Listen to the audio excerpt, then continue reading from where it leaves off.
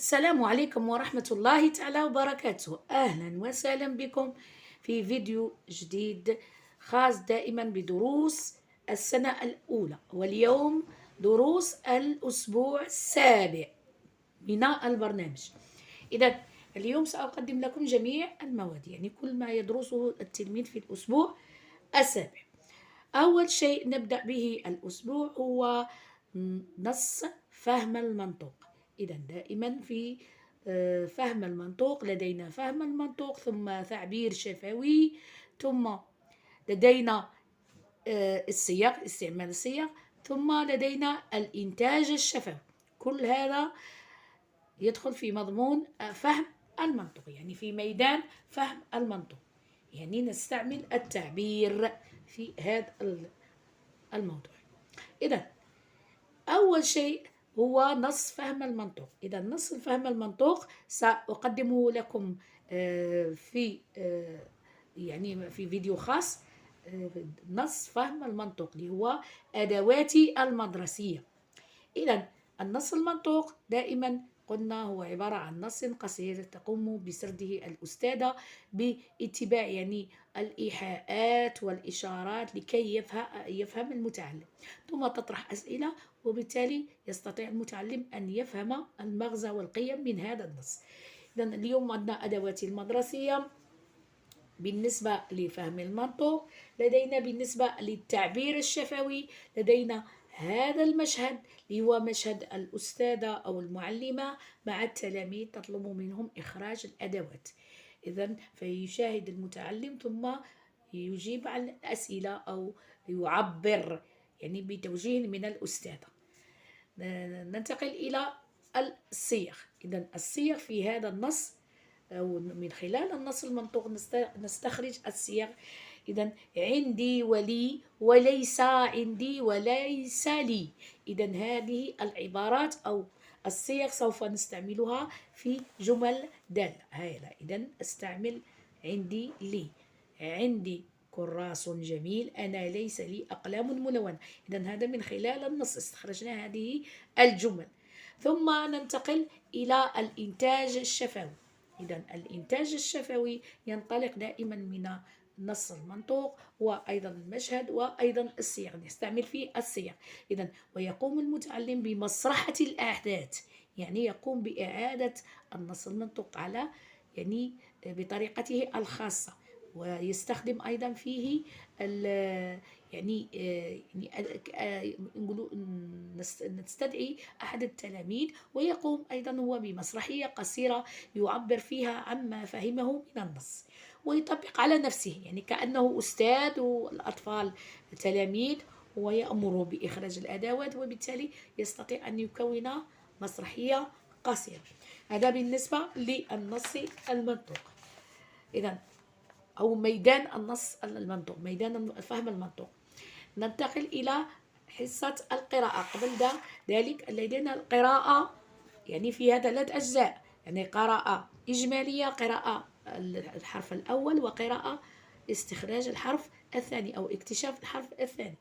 إذا من خلال هذه الفقرة يعني جملتين يستطيع المتعلم أن يستخرج الجملة أو الكلمة التي سوف ندرسها، ومن خلالها يعني نستخرج الحرف. إذا كما وقفت المعلمة على المصطبة وقالت أخرجوا أدواتكم يا أولاد. إذا تابعوني في الدروس السابقة تعرفوا كيفاش ديروا الطريقة تاع أبني وأقرأ، يعني طريقة كيفاش نقري للتلاميذ هذا الفقرة هذه القصيرة، يعني الجملة الأولى والجملة الثانية كيفاش نقطعوها صوتيا، وأقوم بترتيبها وتشويشها وترتيبها، ثم قراءتها وإعادة يعني ترتيبها ترتيبا صحيحا. ننتقل إلى القراءة الحصة الأولى من اكتشاف الحروف. لدينا حرفين في الأسبوع، يعني حرف في يوم وحرف الثاني في يوم آخر. إذا من خلال الجملة تقف معلمتنا على المصطبة نستخرج حرف التاء، يعني اليوم ندرس حرف التاء. إذا هذا حرف التاء نقروه قراءة يعني بجميع الحركات، حركة القصيرة، الطويلة، ثم تنوين. ثم هذا خرجنا الحرف الأول. أتعرف على رسم الحرف، يعني يتعرف عليها التلميذ في أول الكلمة، في وسط الكلمة، في آخر الكلمة، وهنا أيضا في آخر الكلمة. ثم هذه حصة الكتاب أو الخط، يعني نسميها برسم الحرف، يعني يرسم الحرف يرسمه، يعني فن، هذا عبارة عن فن رسم الحروف، يعني عن طريق المقاييس. سأقدم لكم يعني فيديو خاص يعني فيه كيفية رسم الحروف، يعني غادي نقدم لكم فيديو، تابعوني.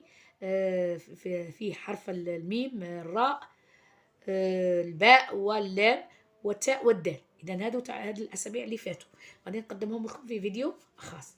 ننتقل إلى الحصة الثالثة، وهي حصة التطبيقات. وأيضا أثبت هنايا لدينا الحروف. يقرأ الحروف بجميع الحركات، يعني يقرأها بجميع الحركات، بالحركات القصيرة، بالمد وبالتنوين، وبالإضافة إلى قراءة الكلمات التي تحوي الحرف تاء في أول الكلمة، في وسط الكلمة، في أول الكلمة، في وسط الكلمة، وفي آخر الكلمة. يعني التاء عنده عدة أشكال، يعني في أول كلمة يعني كيفاش راه، في آخر الكلمة وفي أول الكلمة شوفوا كيفاش راه، هنا في وسط الكلمة، في آخر الكلمة كيفاش راه. يعني حرف التاء يعني متنوع يعني الرسم، يعني عنده عدة طرق لكتابته. إذا بالنسبة للحرف الأول ننتقل إلى الحرف الثاني. إذا بالنسبة للحرف الثاني عندنا حرف الدال. من خلال الجملة أخرجوا أدواتكم يا أولاد، يعني نستخرج حرف الدال. أنا حطيت الطريقة كيفاش نديروا حرف استخراج الحرف واكتشاف الحرف، ثم نكتبه يعني في جميع مواضعه، يعني في الموضع الأول، في الثاني، في الثالث، يعني أول كلمة، وسط الكلمة، آخر كلمة، يتعرف عليه التنوين. يعني هنا كيف يكتب الحرف راني درت تاني الطريقة، غادي نحط لكم تاني في فيديو خاص كيفاش نرسموا الحرف، وأيضا غادي نقدم لكم كيفاش الطريقة، يعني عندي فيديو خاص غادي نقدم لكم كيفاش مراحل تعليم الكتابة بالنسبة للأطفال. إذا ثم ننتقل إلى حصة أثبت. لدينا دائما حرف الدال، يقرأه بجميع الحركات، وأيضا كلمات تحوي على حرف الدال في أول كلمة، في وسط الكلمة، وفي مثلا وسط الكلمة، في آخر الكلمة. إذا هنا يثبت عن طريق مثلا صور وأيضا كلمات، يعني التلميذ يبدأ يقرأ، ونقدر نضرب ندير له كلمات يعني تحوي الحروف التي درسها، مثلا كما كلمة مثلا مادة، مادة يعني فيها الميم فيها الدال. رد، دار.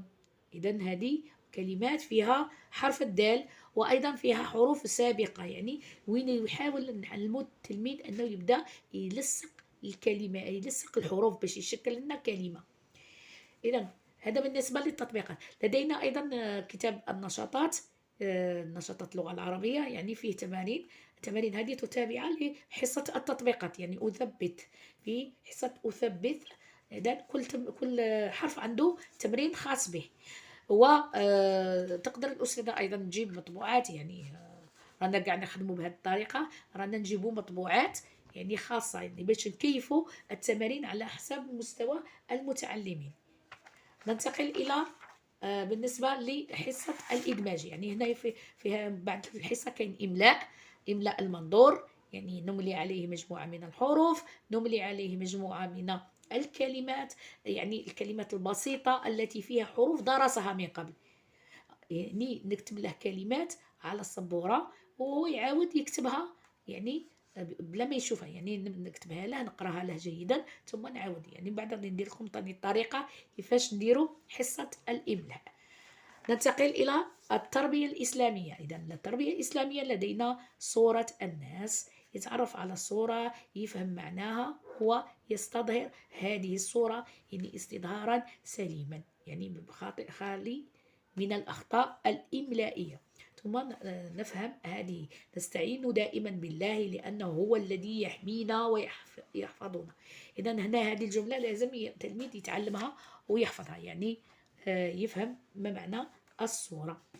تربية مدنية دائما تابعة آه يعني مقطع واحد فيه درس واحد، يعني نعاودوا الدرس يعني على البطاقة المدرسية.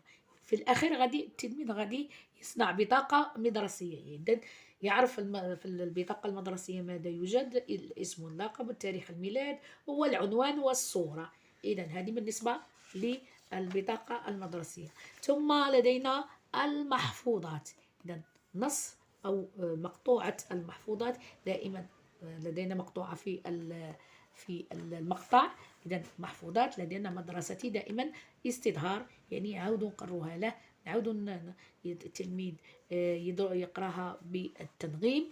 إذا وهذا كل ما في الأسبوع السابع، يعني الأسبوع الثالث من المقطع الثاني. إذا هذا بالنسبة للغة العربية. يعني عندي مشروعي يعني يكون في يعني في الأسبوع الإدماج غادي نديروا هذا المشروع اللي هو إنجاز محفظة. هذا بالنسبة للتربية المحفوظات، عفوا المحفوظات. ننتقل إلى الرياضيات. إذا الرياضيات، بالنسبة للرياضيات لدينا الدرس الأول هو مقارنة الأطوال، يعني يقارن مجموعة من الأطوال يعني عن طريق يعني الوسائل، يعني ما غاديش نقدموا الدرس هذا مباشرة على الكتاب، هنايا مقارنة فقط. يعني يتعرف التلميذ أن هناك شيء طويل وبعد واحد أقصر منه، أقصر منه، أقصر منه، يعني حتى يتعود أنه يفرق عن طريق الإدراك البصري واللمس. يعني اللمس لازم يرفد الحاجة ويشوف اللي هذه وهذه ماشي كيف هذه طويلة وهذه قصيرة، يعني نبداو له بالزوج بالثلاثة ومن بعد بالربعة بالخمسة. إذا ننتقل إلى حصة أخرى اللي هي حصة خاصة بمقارنة الأطوال رقم 2. إذا دائما هنا تاني نقارن الأطوال، يعني تدعيما للدرس الأول، يعني نقارن الأطوال دائما. العمل يكون بالوسائل، يعني هذه نركز عليها بزاف. ثم ننتقل إلى المسالك، يعني هذا المسلك يعني لمعرفة اتجاه الأشياء، يعني هذا هو الدرس للمسالك رقم 1. هذا بالنسبة لدرس الرياضيات. لدينا درس العلمية، لدينا أغذية متنوعة، يعني يتعرف على مجموعة الأغذية. إذا هذه الأغذية هذه يتعرف عليها، يتعرف على يعني تصنيفاتها، يعني أغذية يعني ذات مصدر نباتي ومصدر حيواني. إذا هذه يعني مجموعة من الدروس. دائما عندنا يعني الدروس تاع التربية العلمية نخدموها أيضا بالوسائل، يعني من الأفضل أن نخدموها بالوسائل. إذا هذا بالنسبة للتربية العلمية. ننتقل إلى بالنسبة للتربية الفنية. لدينا التربية الفنية محاكاة أصوات من الطبيعة، يعني يقلد أصوات، معنى محاكاة يعني يقلد أصوات، بالإضافة إلى أداء المقطع الأول من النشيد الوطني. إذا قبل لا نقدم أيضا بالنسبة للغة العربية اللي يركزوا عليه في يعني المجمل، يعني التعبير الشفوي وفهم المنطق. نتعرف على السياق، قلنا عندي ليس عندي، لي وليس لي. إذا هذا بالنسبة للسياق. إذا التراكيب الجملة الاسمية البسيطة، يعني يكون جملة بالاسمية بسيطة. وبالنسبة للصرف ضمائر المتكلم مع الماضي، يعني أنا ونحن مع الماضي والمضارع. هذا بالنسبة لدروس الأسبوع السابع. ما تنسونيش أخواتي إخواني بالاشتراك وتفعيل الجرس كي يصلكم كل جديد، بالإضافة إلى ترك تعليق محفز، يعني ماذا بيا أن يدخلوا لنا تعليق باش نعرفوا يعني واش راكم باغيين تعرفوا. إذا هذا بالنسبة لدروس الأسبوع السابع أو دروس الأسبوع الثالث من المقطع الثاني. يعني هذاك دروس الأسبوع السابع يعني هو المقطع يعني الأسبوع الثالث من المقطع الثاني. صلوا على النبي صلى الله عليه وسلم، ومع السلامة إلى فيديو آخر إن شاء الله.